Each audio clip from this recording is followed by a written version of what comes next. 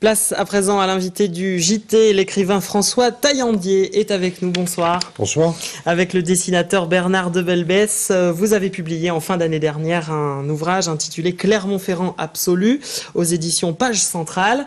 Vous êtes sur la région aujourd'hui et demain pour une série de dédicaces, on reprécisera tout à l'heure.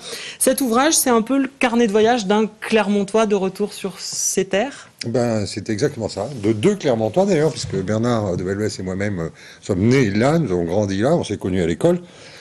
Et puis après, on a vécu chacun notre vie dans des choses différentes, lui comme dessinateur, illustrateur et moi comme écrivain.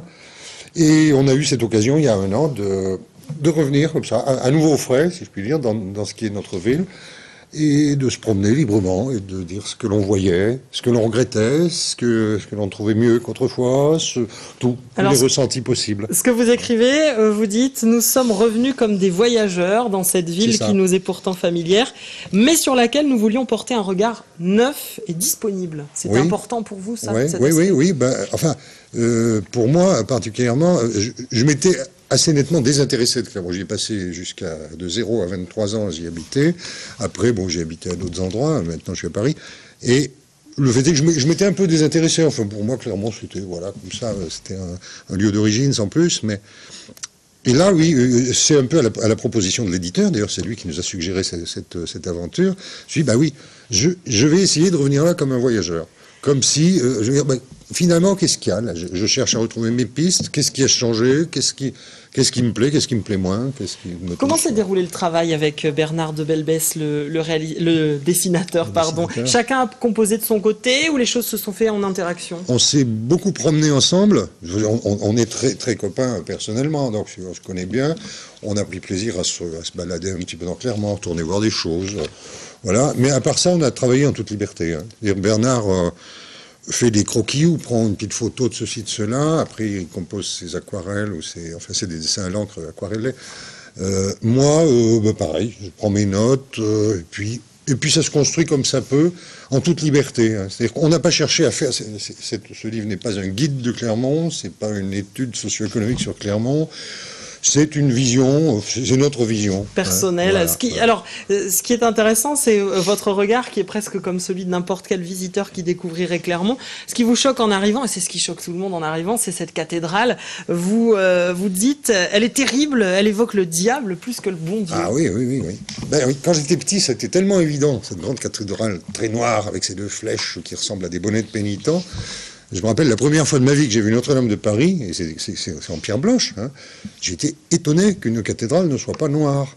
Maintenant, oui, je me dis, ça a quelque chose de grandiose, ce navire de pierre noire au-dessus des toits de tuiles de Clermont, avec voilà, ces flèches qui font penser à des bonnets de pénitents dans une procession de Séville, quoi. Et alors pour vous... Mais c'est beau, c'est une beauté puissante, mais un peu dure par moment quand même. Hein. Pour vous aussi, il manque de l'eau à Clermont. Et alors du coup, c'est pas pour moi, les Clermontois. Vous présentez un Clermont fantasmé, notamment sur certains visuels, on voit la mer à Clermont. Oui, ça c'est une idée de Bernard, parce qu'il y a le quartier qui s'appelle l'église et le quartier de Notre-Dame-du-Port. Et donc il s'est dit, puisqu'il y a ce mot, on va imaginer que ça serait un peu c'est un port. Alors il a fait ce dessin où on a l'impression que c'est un port de mer. Quoi. Voilà. Quant à l'histoire de l'eau à Clermont, je suis pas le premier Clermontois à déplorer qu'il n'y ait pas un vrai fleuve. Ça c'est vrai. Hein. C'est un peu ce qui manque, mais l'Allier nous a fait la farce de passer à 15 km. Qu'est-ce que vous faites? On est obligé de s'en accommoder. Et alors vous vous intéressez aussi... alors dans cet ouvrage, hein, il y a beaucoup de références historiques, vous citez des auteurs qui ont parlé de Clermont, et vous vous intéressez aussi à l'actualité. Alors c'est drôle, en fin d'ouvrage, vous prenez position contre l'arrivée du train Clermont-Paris à Bercy, avec cette formule, je ne suis plus un Parisien d'adoption, je suis un Clermontois en colère. Oui, c'est curieux. Au moment où je finissais l'écriture de ce livre, il y a eu cette histoire. Je me trouvais là, dans le Puy-de-Dôme. Je vois ça dans la montagne. Et ça a soulevé une certaine émotion, cette histoire de changement de garde arrivée. Et le fait est que pour le Clermontois, c'est très important ce rapport à la capitale. Hein. Les Clermontois sont des gens qui ont beaucoup émigré vers Paris. Hein. C'était les marchands de vin, de charbon, enfin les Auvergnats en général. Et donc la gare de Lyon, c'est un lieu mythique. C'est un grand... Voilà. Alors c'est vrai, on s'est retrouvé expédié à Bercy. Et je pense qu'ici, ça a été mal vécu, il m'a semblé. Et moi, j'ai partagé ça. Je me suis dit, ouais, quand même, on est une ville importante, zut. Parce que cette gare de Bercy, elle n'a rien d'humiliant, mais elle est très mal commode, c'est tout ce qu'on peut en dire. Une toute dernière question très rapide que je voulais vous poser. Vous dites dans le livre, pour écrire sur Clermont après Vialat, il faut être fou ou prétentieux. Vous êtes les deux?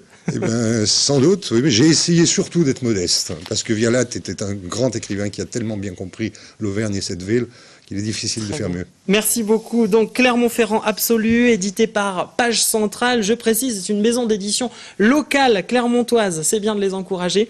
Merci à vous, François de Saillandier. Je rappelle aussi que vous serez avec Bernard de Belbès en rencontre dédicace demain, samedi à 16h à la médiathèque Hugo Pratt à Cournon d'Auvergne et également à la librairie Les Volcans à Clermont à 18h. Merci à vous d'avoir été notre invité.